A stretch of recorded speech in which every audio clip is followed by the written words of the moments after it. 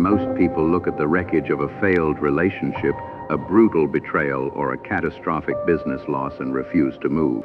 They sit in the ashes and wait. They tell themselves they are processing. They claim they are healing.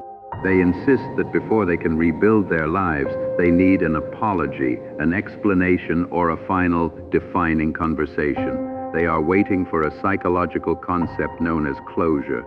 But this desperate pursuit of closure is a modern emotional delusion. It is not a necessary stage of grief.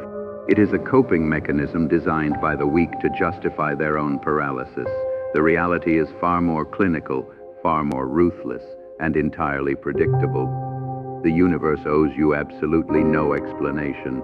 Waiting for closure is simply a refusal to accept the brutal physics of reality. To understand the devastating trap of this mindset, we must completely discard the illusion of the final chapter. Humans are biological storytellers. We are wired to view our lives as a structured narrative.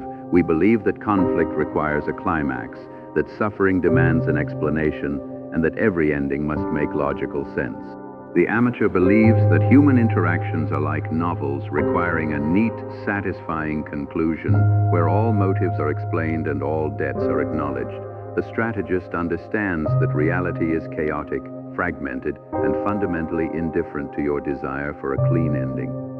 When you demand closure, you are projecting an external locus of control. You are loudly confessing that your ability to move forward is entirely dependent on the actions of the exact person who destroyed your past.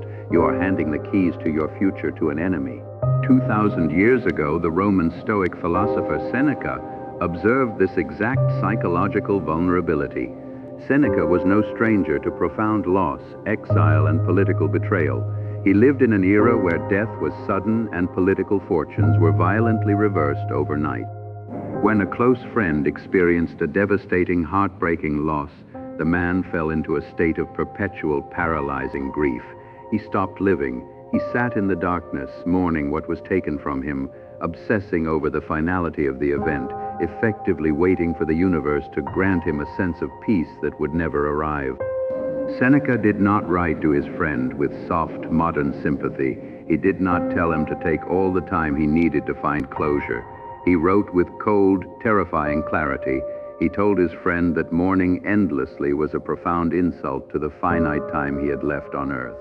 He demanded that his friend stop looking backward into a void that could not be changed. Seneca delivered a sentence that shatters the modern obsession with prolonged emotional paralysis. He wrote, "You have buried one you loved. Now look for someone to love." But here is what most people deeply misunderstand about Seneca's brutal advice. They assume it is callous. They look at this stoic detachment and call it emotionless, cold, and unfeeling. The exact opposite is true. Seneca was not telling his friend to pretend the pain did not exist. He was diagnosing a catastrophic leak of psychological energy. Seneca understood that to demand an emotional resolution from an indifferent universe is a fool's errand. The past is dead matter. You cannot extract warmth from a corpse. When you refuse to move forward until you understand exactly why a tragedy or a betrayal happened, you are actively choosing to be buried alongside the event. You are letting the person who wronged you murder your future. Your current operating system is violently infected by this desire for narrative satisfaction. You have been conditioned by a culture of endless therapy and cinematic endings to believe that you cannot heal until the person who hurt you acknowledges their crime.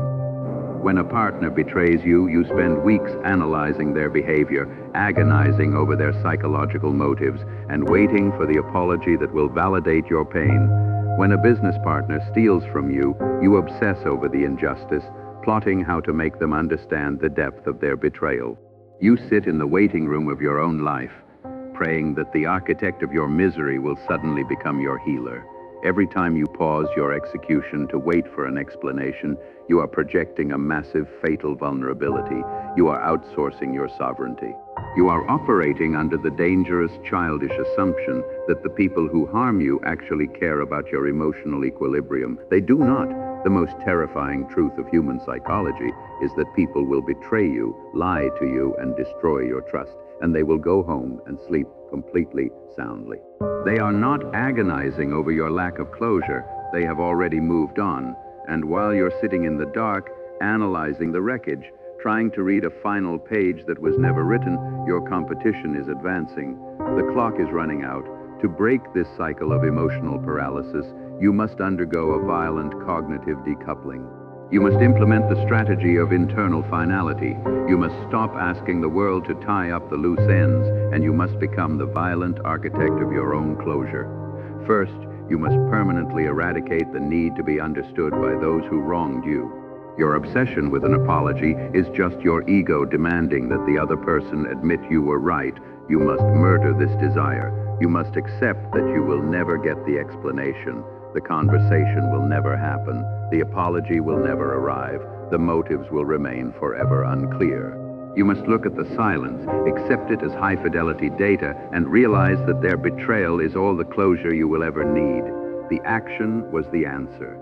You do not need a verbal confession when the behavioral evidence is absolute. Second, you must practice self-imposed finality. The strategist does not read a terrible novel and demand that the author rewrite the ending to make it satisfying. The strategist slams the book shut, throws it into the fire, and begins writing the next volume. You must physically and psychologically sever the cord, delete the messages, remove the access, stop auditing the past. You must artificially enforce a definitive endpoint in your own mind, completely independent of the other person's input. You draw a harsh, unyielding line in the dirt, and you declare that the previous era is biologically and historically dead. You do not wait for the chapter to end. You execute a hard stop. Third, you must respond to the void with absolute kinetic momentum. When the mind is left in a vacuum, it will naturally drift backward into the comfort of old wounds. You must fill that vacuum with terrifying, unrelenting execution.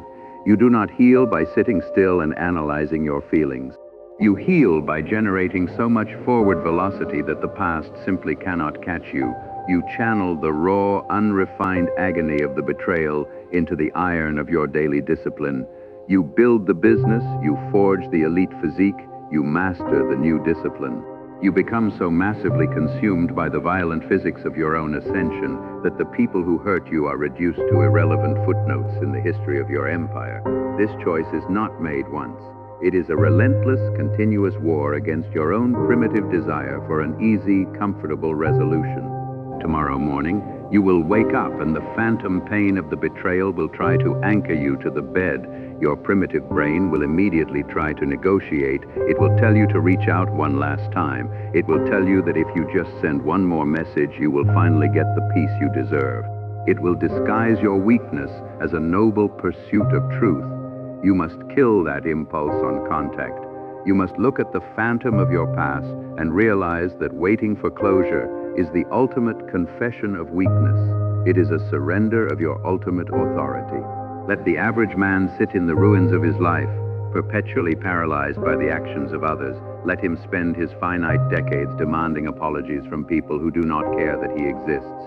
Let him wait for the universe to hand him a neat, satisfying ending that will never materialize. You will not wait.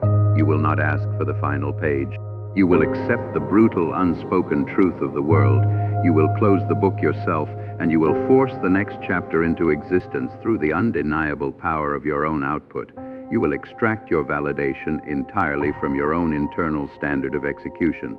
There is no apology coming. There is no explanation. There is only the work. Start now.